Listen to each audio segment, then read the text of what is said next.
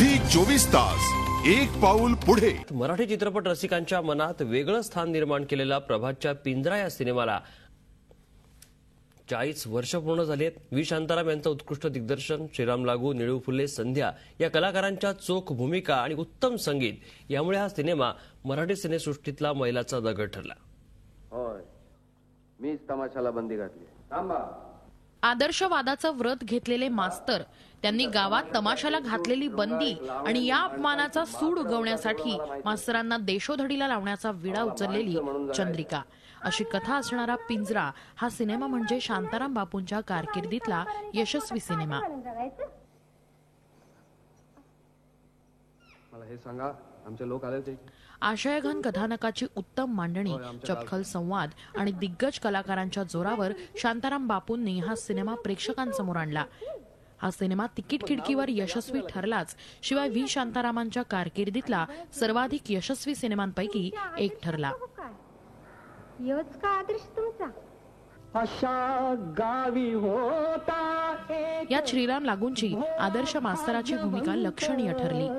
भोळा भाजवंत पुण्यवान म्हणती त्याला।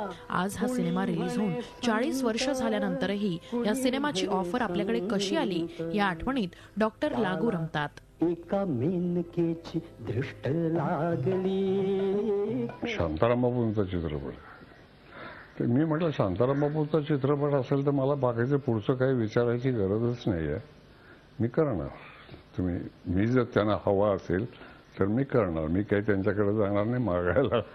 परंतु त्यांनी जर मला बोलावलं असेल तर तो माझा सन्मान आहे असं मी मानतो। कारण शांताराम, व्ही शांताराम हे नाव त्यावेळेला तर म्हणजे अगदी शिखरावरच असलेलं असं ते नाव होतं।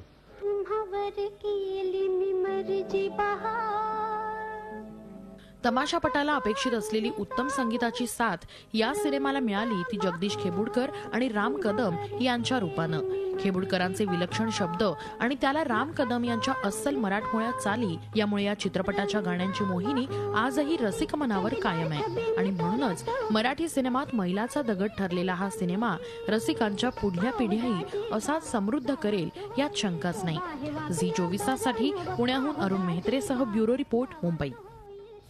झी 24 तास एक पाऊल पुढे।